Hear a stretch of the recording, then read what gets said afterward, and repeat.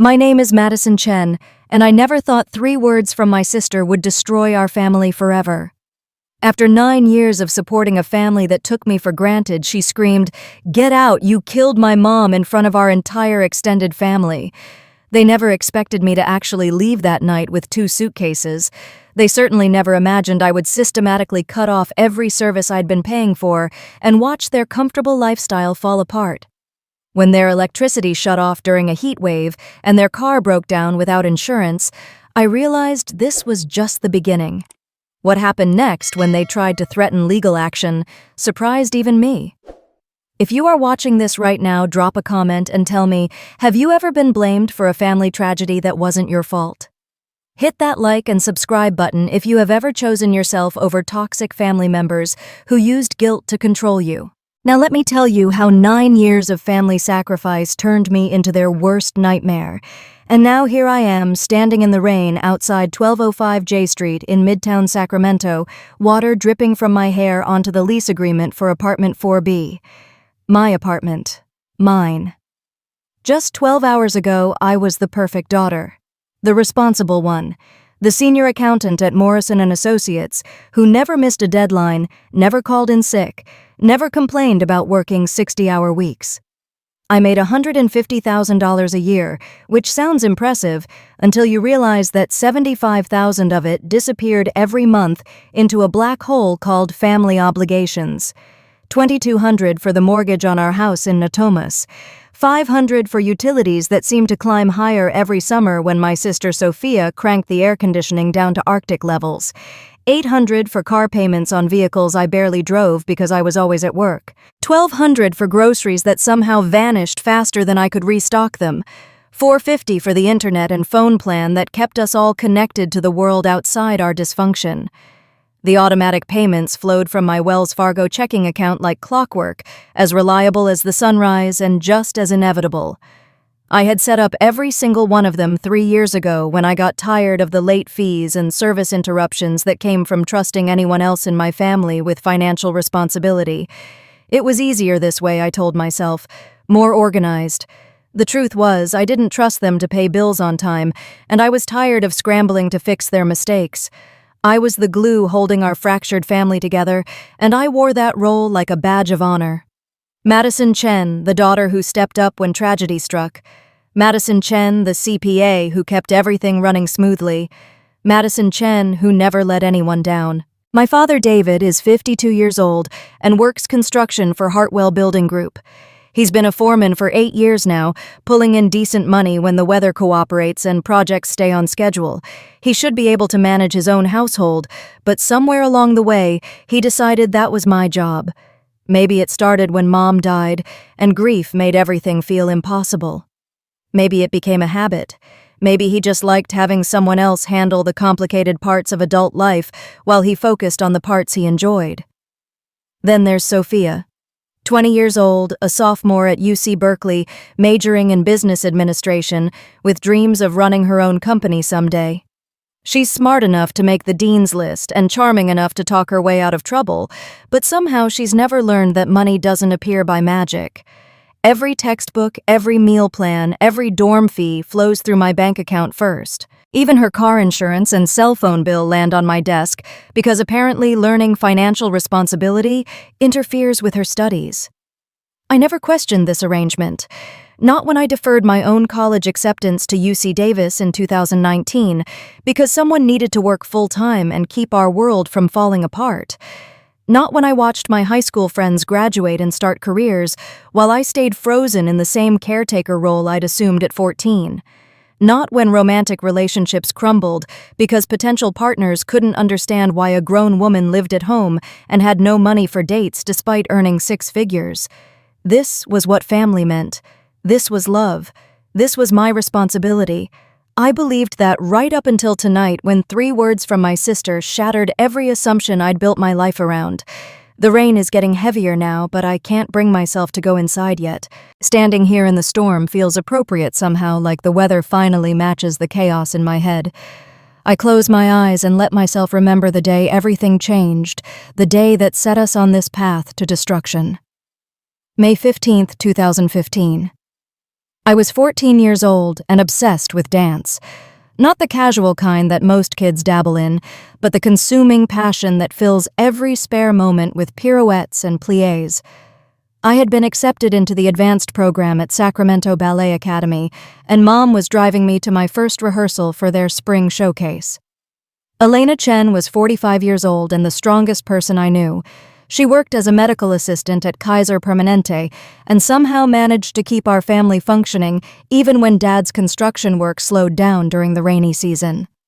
She never missed my performances, never forgot to pack my dance bag, never complained about the early morning drives to practice. That afternoon, she picked me up from Grant High School in our Honda Civic, the same car she'd been driving since before I was born.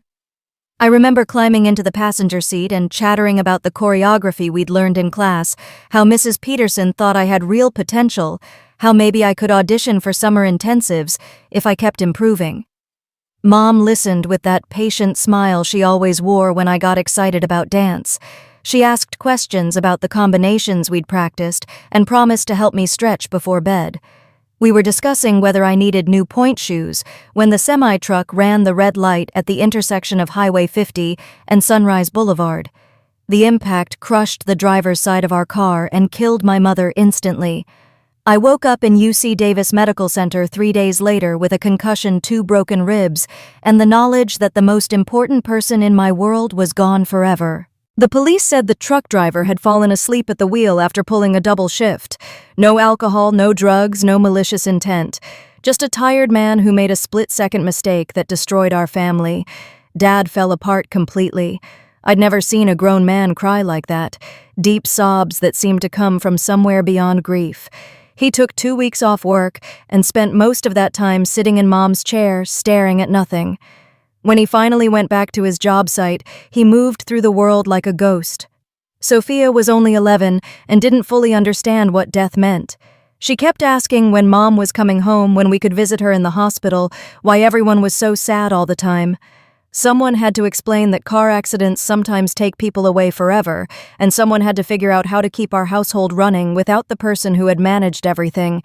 That someone was me. At 14, I learned to grocery shop and pay bills and schedule doctor's appointments. I figured out how to do laundry without turning everything pink, and how to cook meals that weren't frozen dinners.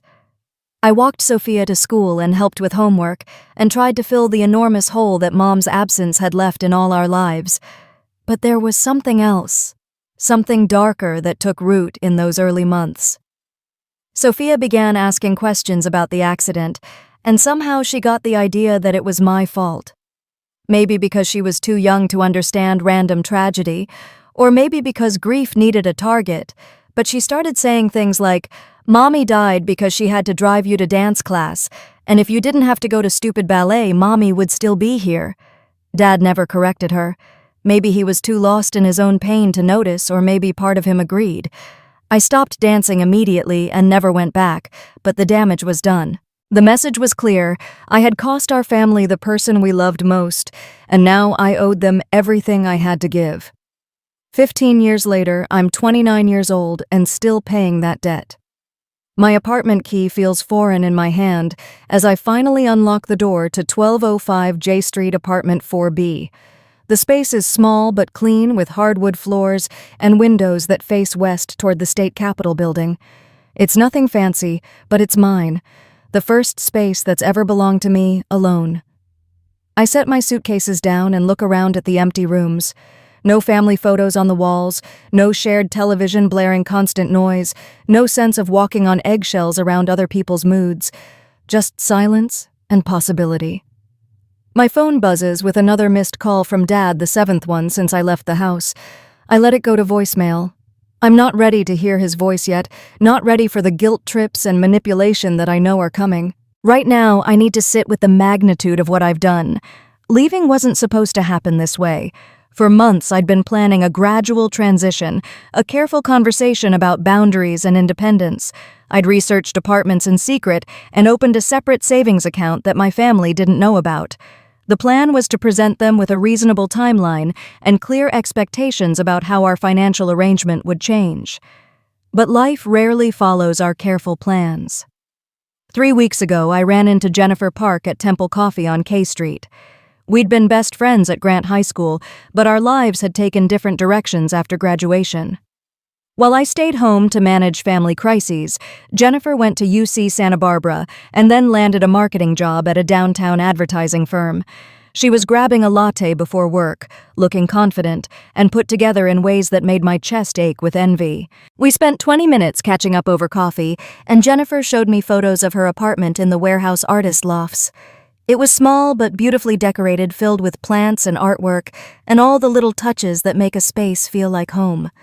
She talked about weekend trips to San Francisco, about dinner parties with coworkers, about a dating life that didn't revolve around family obligations. That's when I realized how completely I'd been living in a cage of my own making. At 29, I had never lived alone, never decorated a space according to my own taste, never made a major decision without considering how it would affect Dad and Sophia first.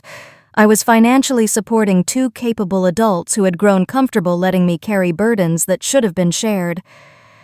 "How much is rent in your building?" I asked Jennifer, trying to sound casual.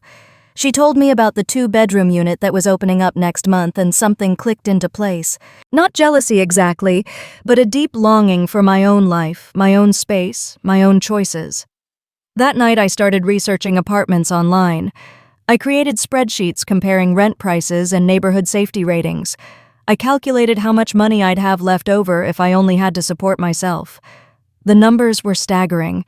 For the first time in my adult life, I could actually save money, maybe even go back to school for my MBA.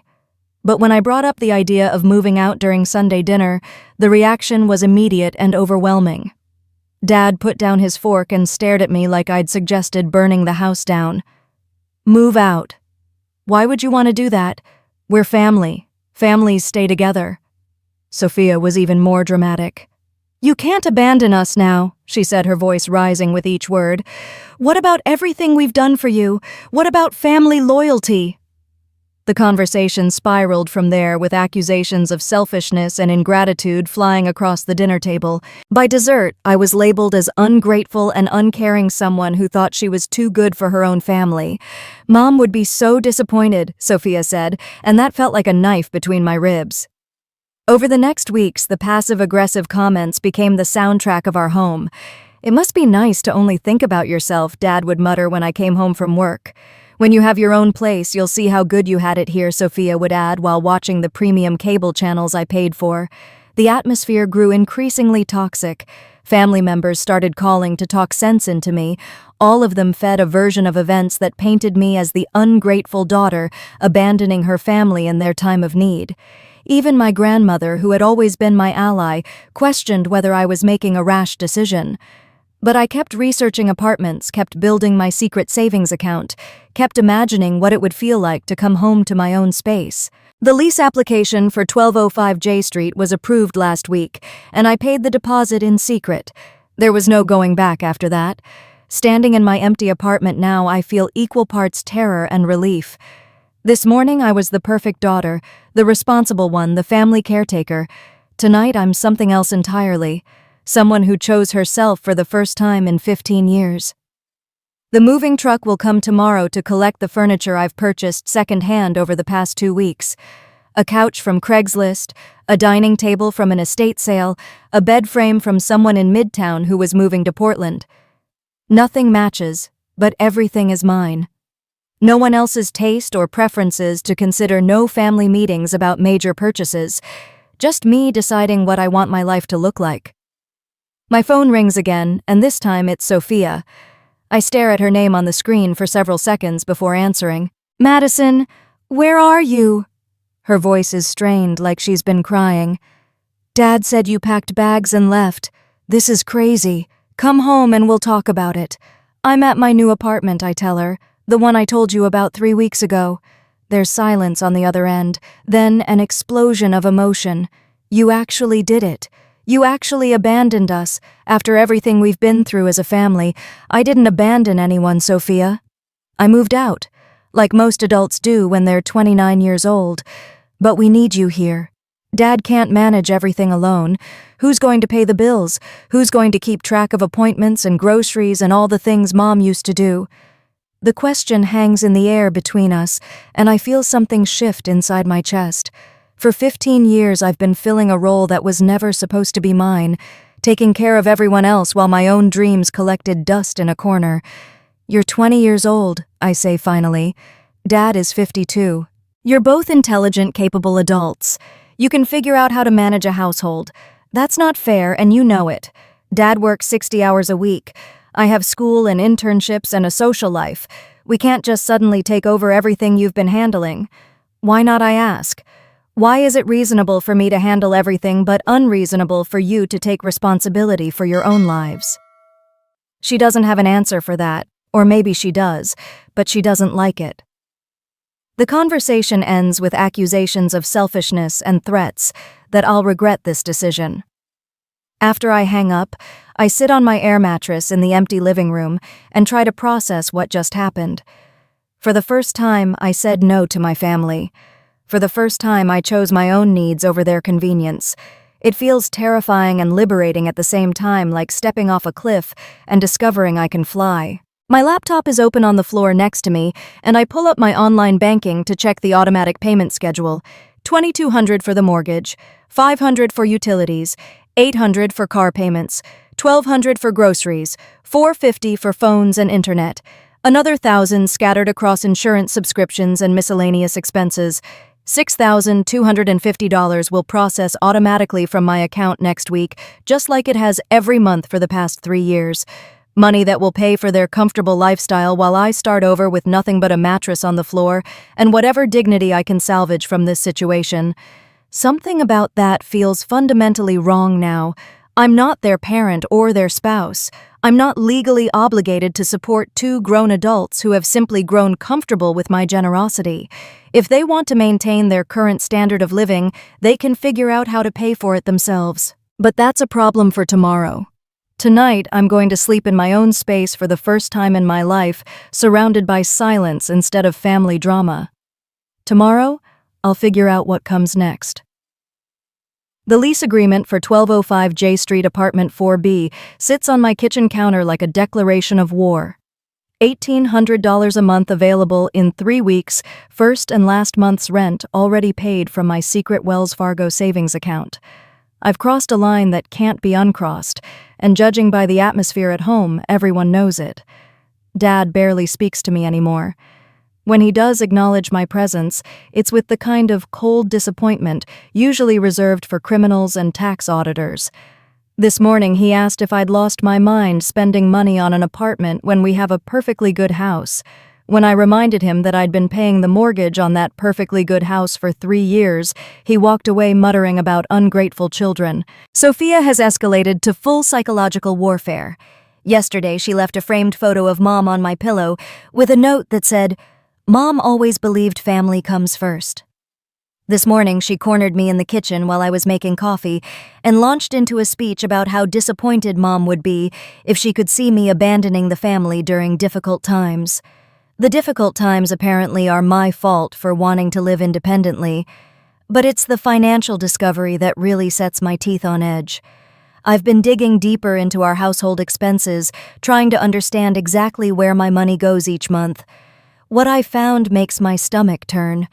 For the past 2 years, Dad has been collecting $800 a month in rent from Jake Morrison, a UC Davis grad student who lives in our converted basement. $800 that I knew nothing about money that supposedly goes toward household expenses. But our household expenses are already covered by my automatic payments, which means Dad has been pocketing nearly $20,000 in rental income while I fund everything else. When I confront him about it, he's eating dinner and watching ESPN like this conversation is a minor inconvenience. "You've been collecting rent from Jake for 2 years, I ask, trying to keep my voice level. He doesn't look away from the television. That money helps with household costs.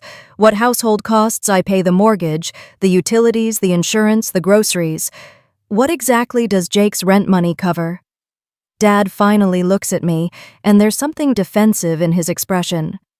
"There are always unexpected expenses, Madison. Things you don't think about.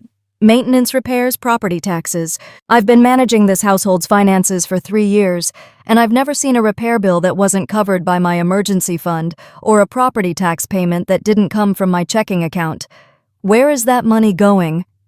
He turns back to the television. I don't appreciate being interrogated in my own home. It's not your home, I want to say. It's my home. I pay for it.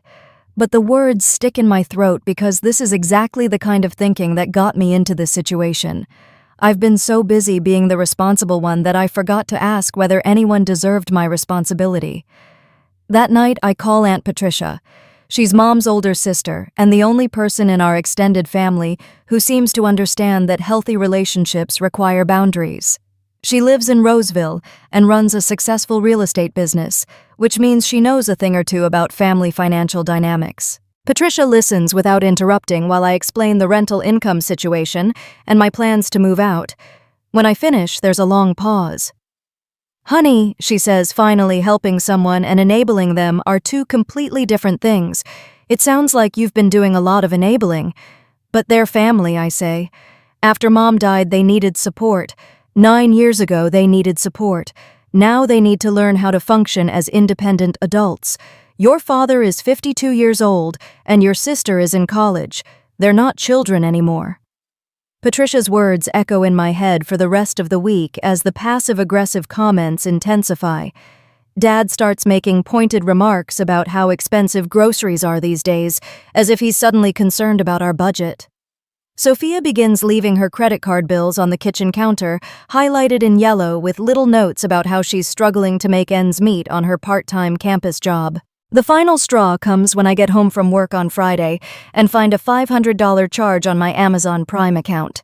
Designer jeans, a new handbag, and 3 pairs of shoes, all ordered to our house, all charged to my credit card without permission. I find Sophia in her room trying on one of the new outfits. Did you order clothes on my Amazon account, I ask. She spins around in front of her mirror, admiring how the jeans fit.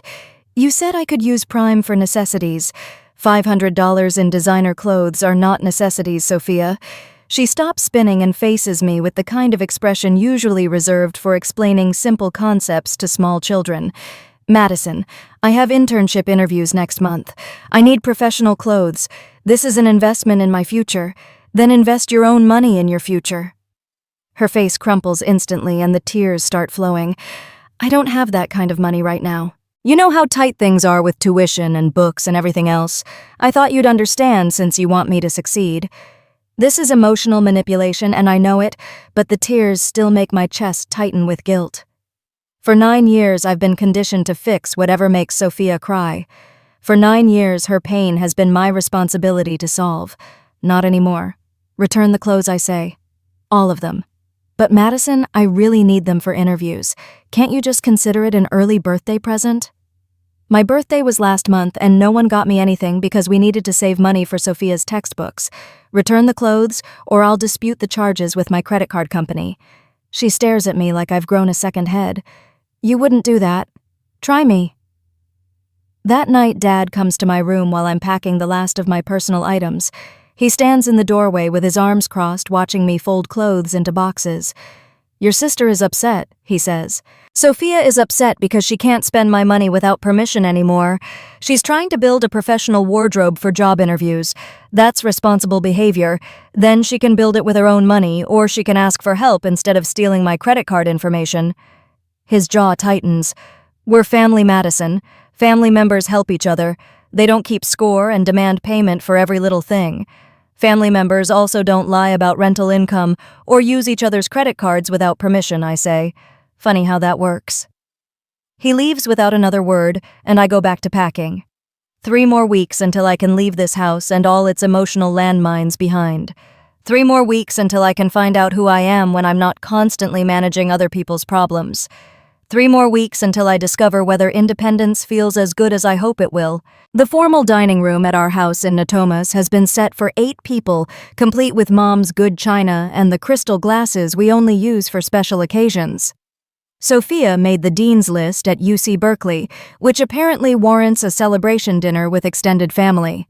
I've spent the afternoon cooking her favorite meal pot roast with mashed potatoes and green beans, trying to keep things normal, despite the tension that's been building for weeks. Dad sits at the head of the table, carving the roast with ceremonial precision. To his right, Sophia glows with pride as she describes her academic achievements to our guests. Aunt Patricia drove down from Roseville with her husband Mike. My cousin Amanda came with her 2 kids, turning this into a proper family gathering.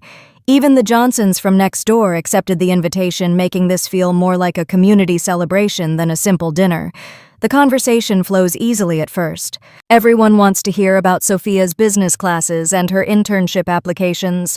Patricia mentions how proud Mom would be to see both her daughters thriving. Mike talks about the importance of education and how lucky Sophia is to have such a supportive family. That's when Mrs. Johnson, bless her heart, decides to acknowledge my role in all this success. "Madison, you must be so proud of your sister," she says, reaching across the table to pat my hand. "It's wonderful how you've stepped up to support Sophia's education after everything your family has been through. Such a loving sister." The room goes quiet, except for the clink of silverware against plates. I feel everyone's eyes on me, waiting for my response. But before I can speak, Patricia jumps in. "Your mother would be so proud of how you've taken care of this family, Madison.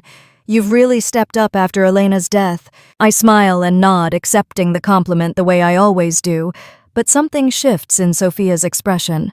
Her face flushes red and her grip tightens on her fork. I've seen this look before, usually right before one of her emotional explosions. "Stepped up," she says, her voice dangerously quiet. "Stepped up." Dad notices the change in her tone immediately. "Sophia, honey, calm down." But she's already standing her chair, scraping loudly against the hardwood floor. The fork clatters against her plate as she slams it down. I'm sick of everyone acting like she's some kind of saint. The room falls completely silent. Mike's water glass hovers halfway to his mouth. Amanda's kids stop fidgeting and stare. Mrs. Johnson looks like she's witnessing a car accident. "Sophia, don't do this," I say quietly, but my voice sounds far away, like it's coming from someone else. She whirls around to face me, and there's something wild in her eyes that I've never seen before. Something that's been building for weeks or maybe years. "You killed our mother," she screams loud enough that the neighbors probably hear her through the walls. "She died because of your stupid dance recital." The gasp that goes around the table is audible. Someone, I think it's Amanda, says, "Oh my God," under her breath. Mike sets down his water glass with shaking hands. "Everyone thinks you're so generous." Sophia continues, her voice cracking with emotion. "You're just trying to buy forgiveness for what you did." The words hit me like physical blows. 9 years of buried guilt and shame rise up in my throat, threatening to choke me. This is my worst fear made manifest, the accusation I've been running from since I was 14 years old. "I don't need your guilt money anymore," she shouts, tears streaming down her face. "I don't need you anymore." Mike tries to intervene. "Sophia, that's enough. You need to stop this right now." But she's beyond hearing anyone. She's beyond reason or family politeness or concern for our guests who are witnessing this complete meltdown. "Get out!" she screams, pointing toward the front door. "You killed my mom, and I can take care of myself. We don't need you." The silence that follows is deafening. 8 people sitting around a dinner table, frozen in shock, while the echoes of Sophia's words bounce off the walls. I can hear the grandfather clock in the hallway ticking. I can hear Mrs. Johnson's shallow breathing. I can hear my own heartbeat hammering in my ears. Slowly, carefully, I stand up from my chair. My legs feel unsteady, but my voice comes out perfectly calm. "Okay," I say. "Let's see about that." I walk to the front closet and pull out my jacket. Behind me, I can hear Patricia saying something to Dad in a sharp whisper, but I can't make out the words. Amanda is trying to comfort her crying children. Mike is attempting damage control, suggesting that everyone take a moment to cool down. But I'm already moving toward the door, my keys in my hand, my mind strangely clear for the first time in hours. Sophia said she doesn't need me. Sophia said she can take care of herself. For once in her life, I'm going to take my sister at her word and see how that works out for everyone. The rain starts falling as I drive away from the house, watching the porch light disappear in my rearview mirror. My phone is already buzzing with calls and text messages, but I don't answer any of them. For the first time in 15 years, someone else can deal with the crisis. Someone else can figure out how to clean up this mess. The apartment feels different tonight, like it's truly mine for the first time instead of just a space I'm renting. I set my keys on the kitchen counter and stand in the living room listening to the silence. No voices arguing down the hall, no television blaring in the background, no sense of walking on eggshells around other people's emotions. Just peace. My phone has been buzzing nonstop since I left the house an hour ago. Missed calls from Dad, from Patricia, from Amanda. Text messages asking where I am, demanding that I come home so we can talk this out like adults. As if Sophia's public breakdown was adult behavior worth discussing. I turn the phone face down and try to process what just happened. For 9 years, I've been waiting for someone to acknowledge the guilt I carry about Mom's death. For 9 years, I've been working to prove that I deserve forgiveness for surviving an accident that took the most important person in our lives. And tonight, in front of our extended family and neighbors, Sophia finally said what I've always feared everyone was thinking. "You killed our mother." The words echo in the empty apartment, and I expect them to hurt more than they do. But instead of devastating pain, I feel something unexpected. Relief. The worst thing that could be said has been said, and I'm still here.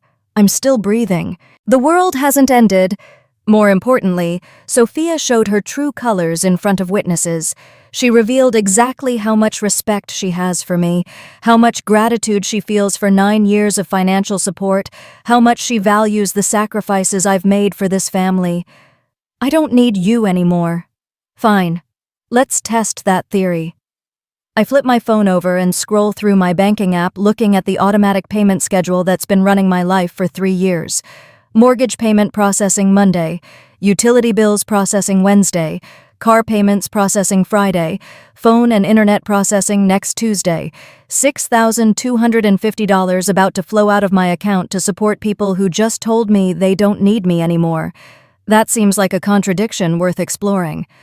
I open my laptop and start researching California law regarding utility disconnection and adult children's financial obligations. What I find is enlightening. There's no legal requirement for me to support 2 capable adults who are physically and mentally able to work. Adult children have no obligation to pay their parents' bills unless there's a signed agreement or power of attorney situation. The mortgage is in Dad's name. The utility accounts are in his name. The car loans are in Sophia's name. I'm just the fool who's been paying for everything because I felt guilty about surviving a car accident. My research leads me to the website for Jang & Associates, a family law firm downtown. I scroll through their attorney profiles until I find Kevin Jang, a junior associate who specializes in family financial disputes. His photo shows a young Asian American man with kind eyes and a professional smile. More importantly, his bio mentions experience with financial abuse cases involving adult children. I send an email requesting a consultation, then close the laptop and try to sleep. Tomorrow, I'll figure out the legalities. Tonight, I just need to sit with the magnitude of what Sophia revealed about our family dynamic. She doesn't need me. She can take care of herself. After 9 years of paying her bills and enabling her lifestyle, she's ready to prove her independence. I'm going to give her that opportunity. The next morning brings 17 missed calls and 43 text messages. Dad, Patricia, Amanda, even Mike weighing in with opinions about last night's disaster. Everyone wants to talk, to mediate, to find a way to smooth things over and get back to normal. But normal was never normal. Normal was me funding other people's lives while mine stayed frozen in amber. Normal was accepting guilt and blame for a tragedy that happened when I was 14 years old. Normal was letting my family treat me like an ATM with legs. Kevin John calls me back within 2 hours of receiving my email. His voice is calm and professional as he explains my legal position. There's no law requiring me to support my father or sister financially. If they want to pursue legal action, they'd have to prove some kind of fraud or breach of contract, which would be difficult since all the accounts are in their names and all the payments were voluntary.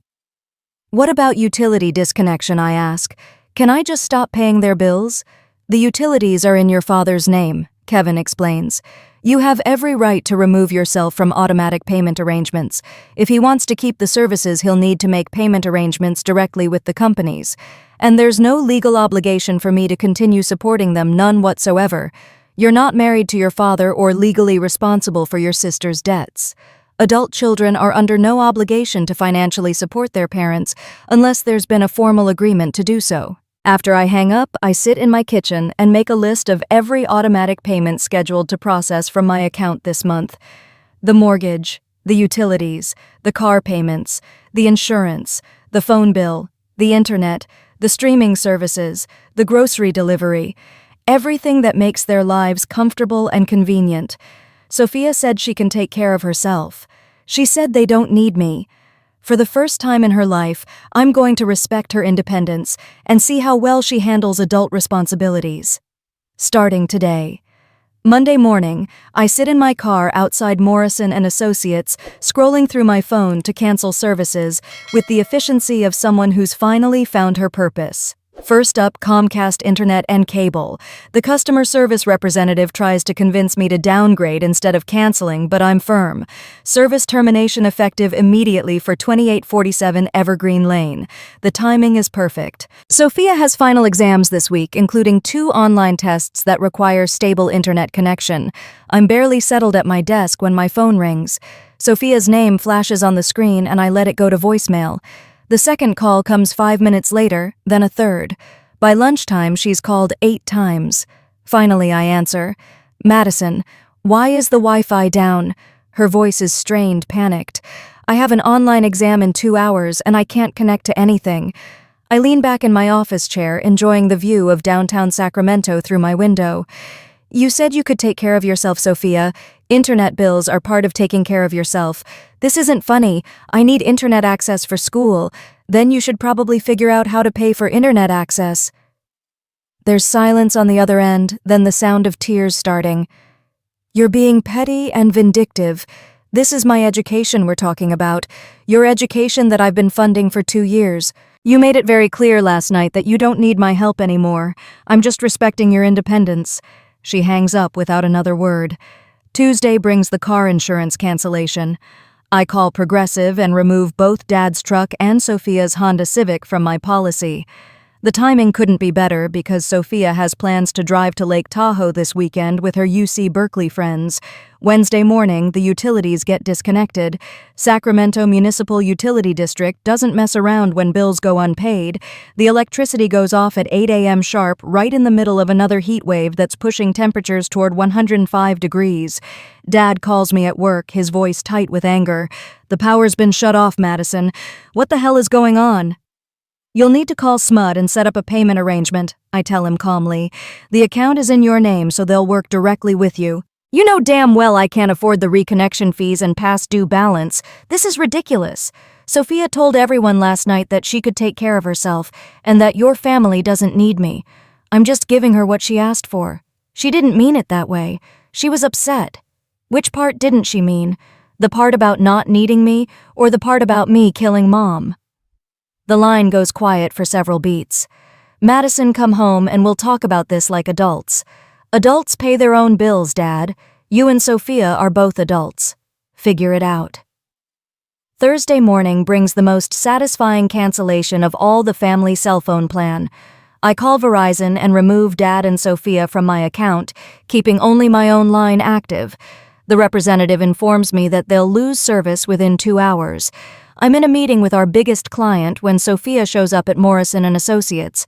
Through the conference room window, I see her in the lobby gesticulating wildly at our receptionist. She's clearly upset, her hair messy and her clothes wrinkled like she slept in them. My boss, Robert Harrison, notices my distraction and follows my gaze. Is that your sister? I nod, embarrassed but not surprised. This is exactly the kind of dramatic gesture Sophia excels at. Excuse me for a moment, Robert says, stepping out of the meeting. Through the glass, I watch him approach Sophia with the calm professionalism that makes him an excellent HR director. Whatever he says to her makes her voice rise loud enough that I can hear it through the conference room door. She's punishing our family because of what I said. She's abandoning us and letting our utilities get shut off. This isn't fair. Other employees are starting to stare. The receptionist looks mortified. This is exactly the kind of workplace drama that can destroy a professional reputation. But Robert handles it perfectly. He speaks quietly to Sophia for a few minutes, then gestures toward security. She's escorted out without further incident, and Robert returns to our meeting as if nothing happened. The client, impressed by how smoothly the situation was handled, actually compliments our company's crisis management protocols. By the end of the day, I have their signature on a contract extension worth $200,000. Friday evening, I'm settling into my new couch with takeout Thai food when my laptop chimes with a new email. It's from my bank flagging unusual activity in my checking account. Specifically, someone has been trying to access my online banking from an IP address in Davis, California. That would be Jake Morrison, our basement tenant, probably trying to help Dad figure out the household finances. The same Jake Morrison who's been paying $800 a month in rent that I never knew about until this week. I change all my banking passwords and enable two-factor authentication. Then I do something I probably should have done years ago. I create a detailed spreadsheet of every dollar I've spent supporting my family over the past 3 years. The numbers are staggering. $79,200 in mortgage payments, $18,000 in utilities, $28,800 in car payments, $43,200 in groceries and household expenses, $16,200 in phone and internet bills, another $30,000 scattered across insurance, medical bills, and miscellaneous expenses, $215,600 in 3 years alone. And that's just since I started keeping detailed records. I save the spreadsheet and email a copy to myself, then to Kevin Zhang for legal documentation. If my family wants to play games about who owes what to whom, I have 9 years of bank statements that tell a very clear story. Sophia wanted independence. Dad wanted to keep his rental income secret while I paid all his bills. They both got exactly what they asked for. Now let's see how long it takes them to realize what they've lost. Week 2 begins with the streaming services: Netflix, Hulu, HBO Max, Disney+, Amazon Prime Video. I cancel them one by one, timing each disconnection for maximum impact. Netflix goes dark right in the middle of the new season of Sophia's favorite show. Hulu disappears during Dad's Sunday football ritual. The calls start immediately, but I don't answer them anymore.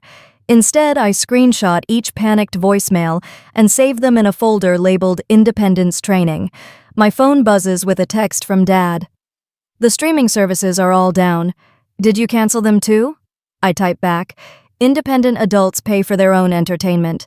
His response comes in all caps. This is childish and petty. My reply is calm. Taking care of yourself is neither childish nor petty. It's what adults do. The grocery delivery cancellation hits them on Wednesday.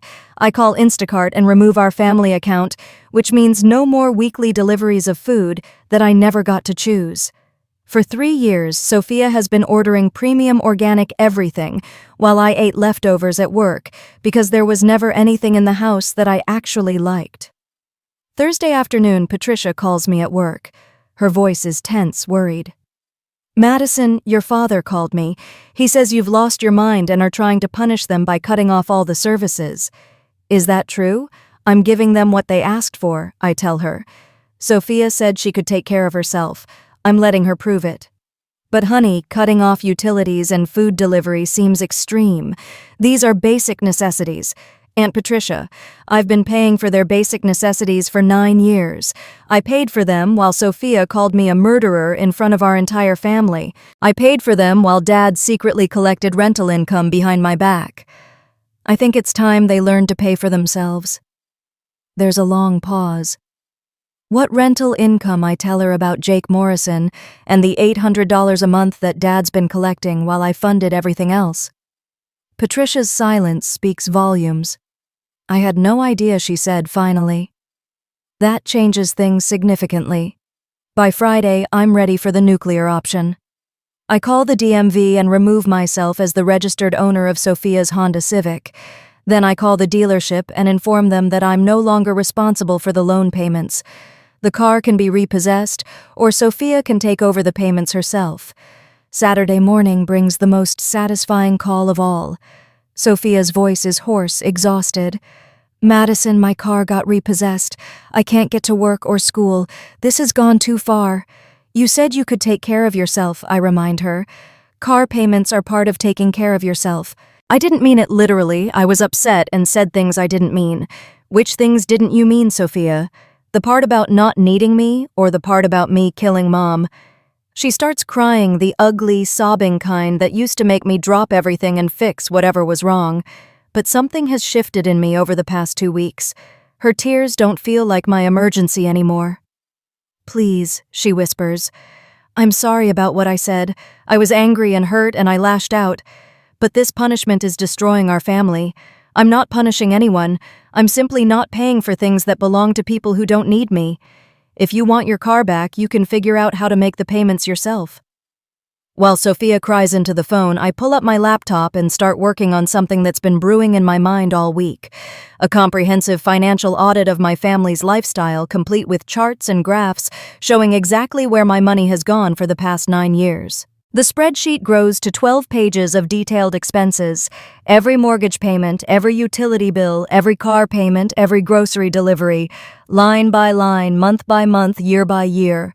The total comes to $675,000, not counting the $45,000 in gambling debts that I apparently funded without knowing it. $675,000 that I paid to support 2 adults who told me they didn't need me. I email copies to Patricia, to Amanda, to Kevin Zhang. Then I do something I never thought I'd have the courage to do. I posted a simplified version on Facebook with a caption that reads, "Sometimes the people who call you selfish are the ones who've been taking advantage of your generosity for years. Here's what 9 years of family support actually looks like." The response is immediate and overwhelming. Friends from high school comment with shock and support. Coworkers who had no idea about my situation offered encouragement. Even people I barely know share the post with their own stories of family financial abuse. Within 6 hours, the post has been shared 200 times and has over 1,000 comments. Someone creates a hashtag financial abuse survivor. Other people start sharing their own stories of supporting ungrateful family members who took their generosity for granted. My phone explodes with notifications, but for the first time in weeks, most of them are positive. Messages of support from people who understand exactly what I've been going through. Encouragement from strangers who've fought similar battles with their own families. And scattered throughout the supportive messages are angry comments from relatives who think I should handle family business privately. People who believe that blood is thicker than water and that family loyalty trumps everything else. But the most telling responses come from my immediate family. Radio silence from Dad. No phone calls, no text messages, no Facebook comments. Just complete silence from the man who's been depending on my support for nearly a decade. Sophia, on the other hand, goes into full damage control mode. She creates her own Facebook post about how social media is ruining families and how some people choose public humiliation over private conversation. She doesn't mention me by name, but everyone knows what she's talking about. The comments on her post are brutal. People who saw my financial breakdown ask her directly how she justifies calling someone a murderer while living off their money. High school friends point out that Sophia has never worked a full-time job or paid her own bills. Even some of her UC Berkeley friends start questioning her version of events. By Sunday night, I've gained 300 new Facebook friends and received over 50 private messages from people sharing their own stories of family financial abuse. I've been invited to speak at 2 financial literacy workshops and interviewed by a local blogger who covers personal finance topics.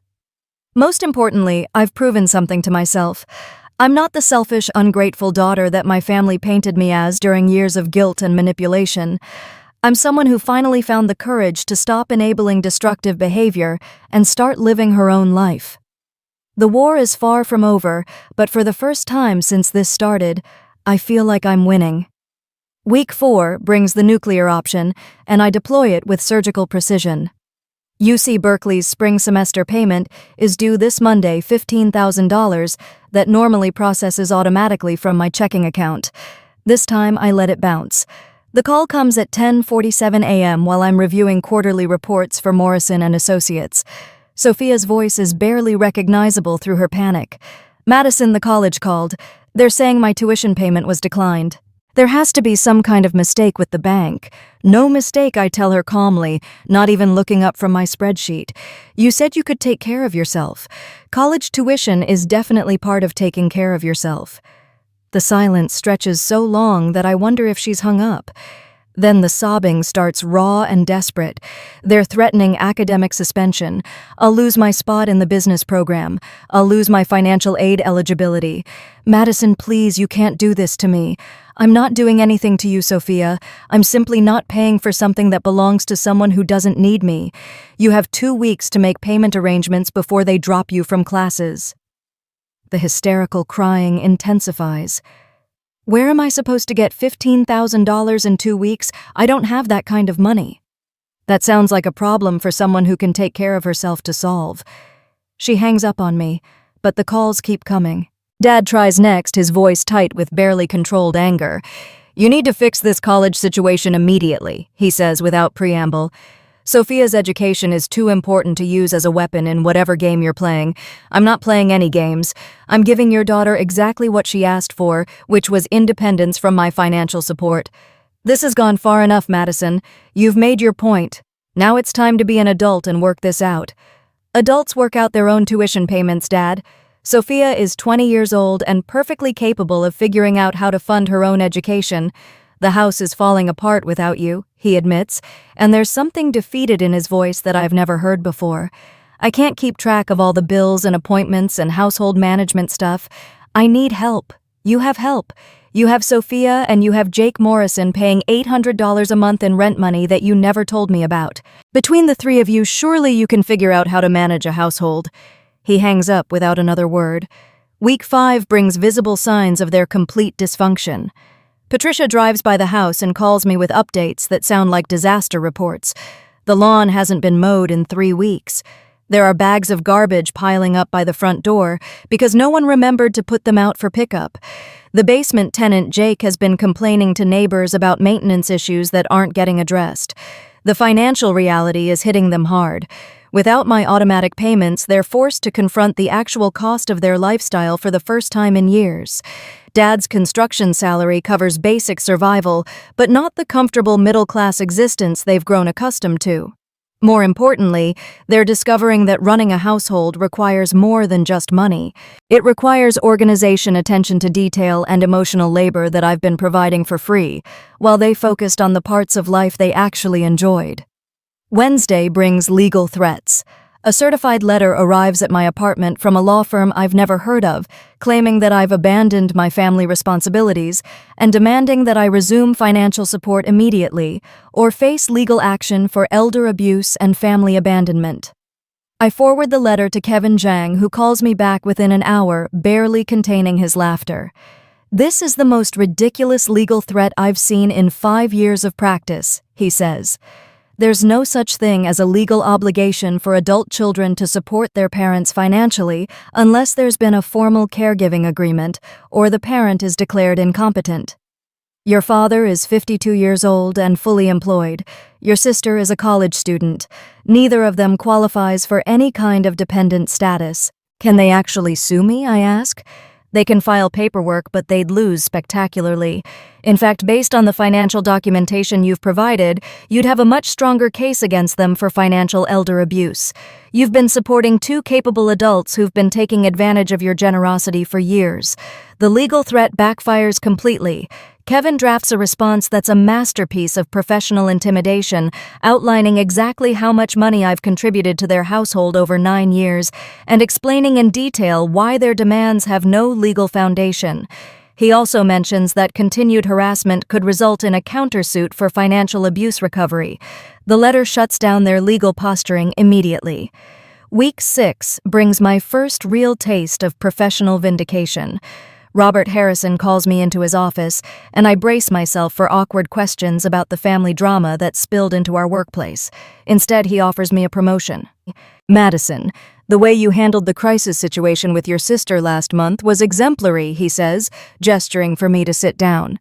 You maintained complete professionalism under pressure, you didn't let personal issues affect your work performance, and you actually managed to close one of our biggest deals in the middle of a family emergency. I stare at him speechless. We'd like to promote you to Senior Finance Manager effective immediately. It comes with a $15,000 salary increase and oversight of our largest client accounts. You've demonstrated exactly the kind of crisis management skills we need in leadership positions. The irony is overwhelming. My family's dysfunction and my decision to finally set boundaries has resulted in the biggest career advancement of my life. While they're scrambling to figure out basic household management, I'm being rewarded for the strength it took to walk away from their manipulation. That evening, I celebrated the promotion at a networking event for young professionals in downtown Sacramento. It's the first work-related social function I've attended in years because I finally have the emotional bandwidth to invest in my own career instead of managing other people's crises.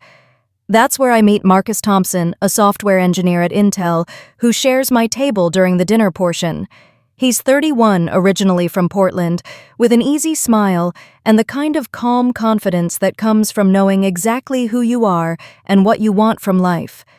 We end up talking through the entire event, comparing notes about family dynamics and the challenge of setting healthy boundaries with people who don't respect them. Marcus has his own story about going no contact with toxic relatives, and he understands the guilt and second-guessing that comes with choosing your own well-being over family expectations. "You're not responsible for other people's poor financial planning," he tells me as we walk to our cars after the event, "and you're definitely not responsible for managing their emotional reactions to natural consequences." It's the first time in months that someone has validated my choices without trying to convince me to reconcile or compromise or find some middle ground that doesn't actually exist. By the time I get home to my apartment, I have Marcus's number in my phone and tentative plans for coffee later this week. More importantly, I have the growing realization that life outside my family's dysfunction is not just possible, but actually quite wonderful. 2 months after the family dinner disaster, Patricia calls a formal intervention. Not the kind where people try to convince me to go back to enabling my family's dysfunction, but the kind where uncomfortable truths finally get exposed to everyone who's been taking sides without knowing the facts. Her real estate office in Roseville has a conference room with a long wooden table and windows that overlook the downtown area. It feels appropriately official for what she's calling a family financial audit. Dad and Sophia sit on one side of the table looking like defendants waiting for a verdict. I sit across from them with Patricia, who has prepared a presentation that would make any CPA proud. She's been busy over the past month investigating our family's financial situation with the thoroughness of someone who builds her living on uncovering property histories and hidden liens. What she's discovered is damning enough to shift the entire family dynamic permanently. Your father, Patricia, begins addressing the room like a prosecutor presenting evidence has been collecting $800 per month in rental income from your basement tenant for the past 2 years. That's $19,200 in undisclosed income, while Madison funded all household expenses. Dad shifts uncomfortably in his chair, but doesn't deny it. Additionally, Patricia continues, your father spent Sophia's original college fund of $50,000 on gambling debts between 2020 and 2021. Madison unknowingly replaced that entire fund through emergency contributions that she believed were temporary assistance.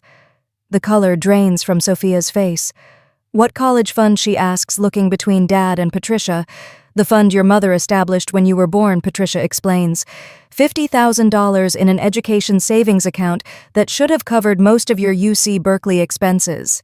Your father liquidated it to pay gambling debts and never told anyone. I feel like I've been punched in the stomach. For 2 years, I've been funding Sophia's education while believing that we were struggling because college is expensive. The entire time there was money that should have paid for her tuition money that Dad gambled away and then let me replace without a word of explanation. The gambling losses, Patricia continues, total approximately $45,000 over 2 years. Madison covered these debts through what she believed were emergency household expenses, car repairs, and medical bills that were actually gambling debt payments. Now Sophia is staring at Dad with the same expression I probably had when I found out about the rental income.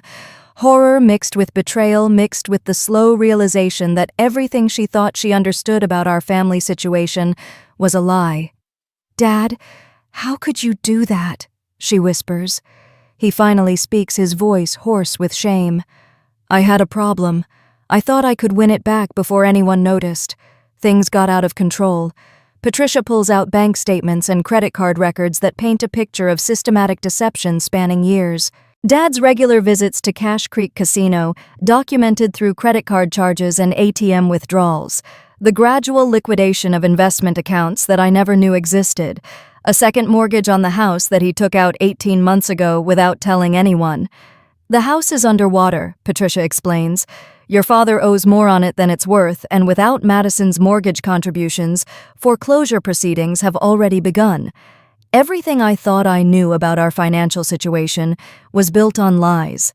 Not just the lies Dad told, but the lies I told myself about what constituted normal family support and what constituted enabling destructive behavior.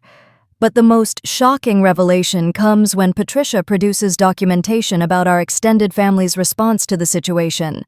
She's been in contact with cousins, aunts, uncles, and family friends, gathering their perspectives on the family dinner disaster and my decision to cut off financial support. The overwhelming consensus is support for my choices. Cousin Amanda, a nurse practitioner who understands medical family dynamics, provided a written statement about the difference between helping and enabling. Uncle Mike, who witnessed Sophia's breakdown firsthand, expressed concern about the level of disrespect she showed me. Even Mrs. Johnson from next door offered testimony about watching me carry groceries alone and manage household responsibilities while Dad was notably absent. The church community where we've been members for 15 years has rallied around me, not Dad and Sophia. People who've watched me sacrifice my own goals to support my family are relieved that I finally chose myself. The pastor's wife even mentioned that they've been concerned about the family dynamic for years, but didn't know how to address it. Most devastatingly, Patricia reveals that she's been in contact with Mom's former co-workers and friends, people who knew our family before the accident. They remember Elena's dreams for both her daughters, including her specific hopes that I would pursue my own education and career without sacrificing my goals for anyone else. Your mother never wanted Madison to become the family caretaker, Patricia says, looking directly at Sophia. She wanted both her daughters to be independent, successful women who supported each other as equals, not one daughter sacrificing her life to enable the other's irresponsibility. The room falls silent, except for the sound of Sophia crying. Not the manipulative tears she's used as weapons for years, but genuine grief for the mother she lost and the sister she's been abusing. I'm sorry, she whispers, looking at me for the first time since the meeting started. I'm so sorry for everything. For what I said about Mom's death, for taking your money for granted, for never appreciating what you sacrificed for us. Dad adds his own apology, admitting to years of emotional unavailability and financial irresponsibility. He acknowledges that his gambling addiction destroyed the financial security Mom worked to build, and that he allowed me to replace what he lost without taking responsibility for his actions. But apologies don't undo 9 years of financial abuse and emotional manipulation. They don't restore the college education I deferred, or the career opportunities I missed, or the relationships that failed because of family obligations. They don't erase the survivor's guilt that's shaped every major decision I've made since I was 14 years old. What matters now is what comes next, and whether any of us can build something healthier from the wreckage of what came before. 3 months after Patricia's intervention, the consequences of their independence experiment are impossible to ignore. Sophia has been forced to transfer from UC Berkeley to Sacramento City College, a humbling transition from prestigious university to community college that's teaching her the real value of money for the first time in her life. She's working 30 hours a week split between a campus Starbucks and a Target near our old house, earning just enough to cover community college tuition and basic living expenses. Her grades have dropped from Dean's List to a 2.5 GPA as she struggles to balance work and school without the comfortable buffer of my financial support. The girl who once ordered $500 in designer clothes without asking is now checking thrift stores for work-appropriate outfits and clipping coupons for groceries. She lives at home with Dad, paying $400 a month in rent that he desperately needs to avoid foreclosure. Dad's situation is equally humbling. He's been attending Gamblers Anonymous meetings twice a week and working with a financial counselor to understand the scope of damage his addiction caused. The house in Natomas is officially in foreclosure proceedings, forcing him to confront the reality that his poor choices destroyed the financial stability Mom worked years to build. He's found a modest, two-bedroom apartment in Carmichael that he can afford on his construction salary, but the transition from homeowner to renter has been a crushing blow to his self-image. For the first time since Mom died, he's handling his own bills, scheduling his own appointments, and managing his own emotional needs without expecting me to fix everything. Meanwhile, my life has transformed in ways I never imagined possible. The promotion to senior finance manager came with not just a salary increase, but genuine respect from colleagues who see me as a competent professional rather than someone constantly distracted by family emergencies. I'm earning $165,000 annually now, and for the first time in my adult life, that money belongs entirely to me. I've opened a retirement account, built an emergency fund, and even started looking at graduate school programs for my MBA. The apartment that once felt empty and lonely has become a sanctuary filled with furniture. I chose books I actually have time to read, and plants that thrive because I'm present enough to care for them. I've rediscovered my love of dance through adult classes at a studio downtown, something I never thought I'd have the courage to try again. But the most unexpected development is my relationship with Marcus Thompson. What started as coffee after the networking event has evolved into something steady and healthy, the first romantic relationship I've ever had that isn't overshadowed by family drama. Marcus understands boundaries because he's had to set them with his own toxic relatives. He supports my choices without trying to fix my family situation, and he's never once suggested that I should reconcile for the sake of keeping the peace. When I told him about Mom's accident and the guilt I've carried for 15 years, he listened without judgment and then said something that changed my perspective forever.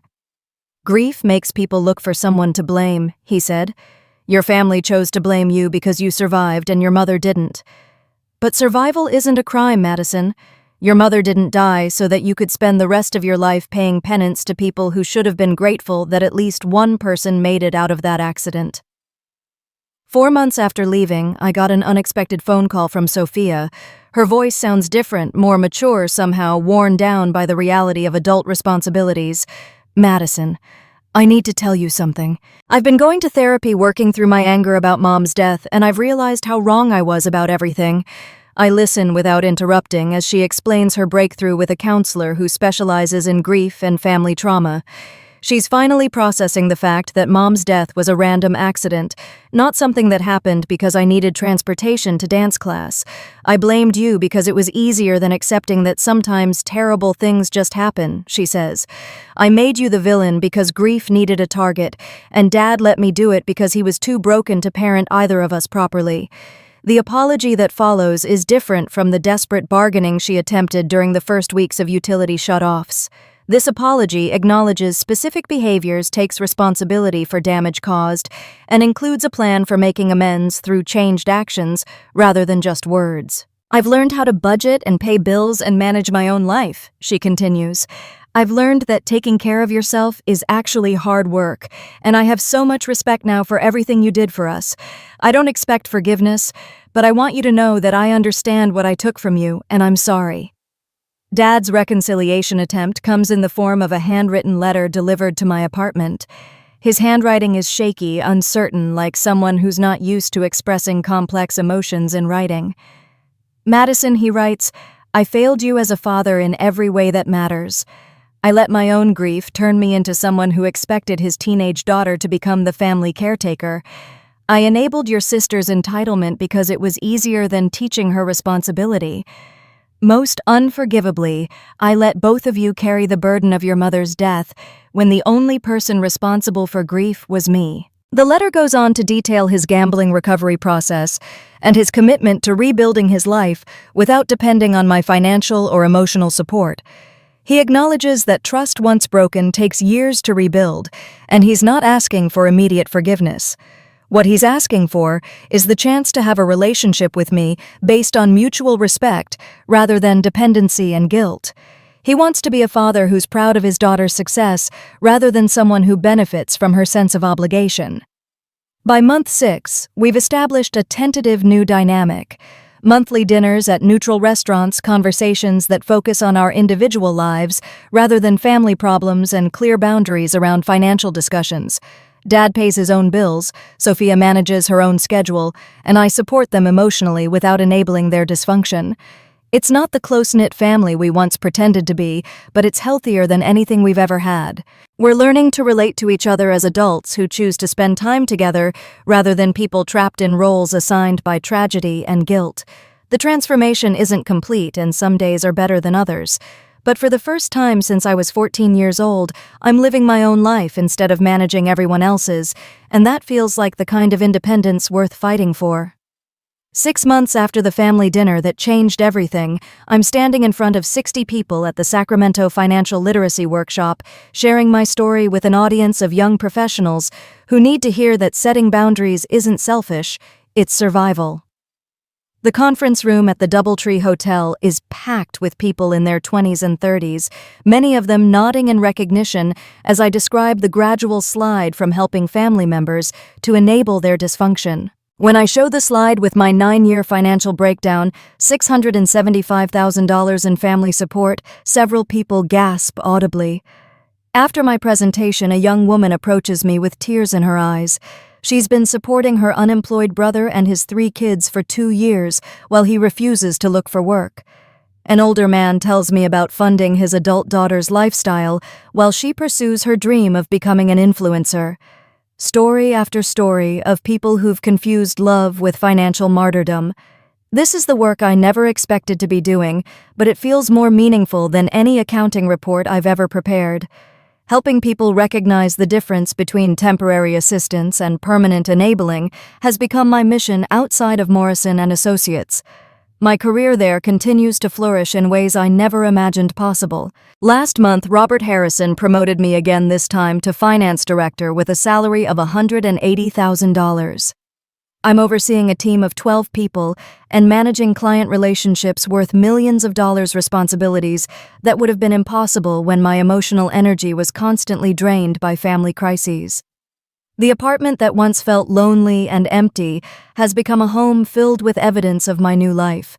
Photos from the weekend trip Marcus and I took to Portland, books about business strategy and leadership development, a small easel in the corner where I've started painting again, something I gave up along with dance after Mom died. Marcus has become more than just a supportive boyfriend. He's a partner who respects my boundaries and celebrates my growth without trying to rush me toward forgiveness that I'm not ready to give. When I told him about speaking at the financial literacy workshop, he took the afternoon off work to sit in the audience and cheer me on. Last weekend, he helped me move into a larger apartment in the same building, a 2-bedroom with a home office where I can work on the personal finance blog I've started.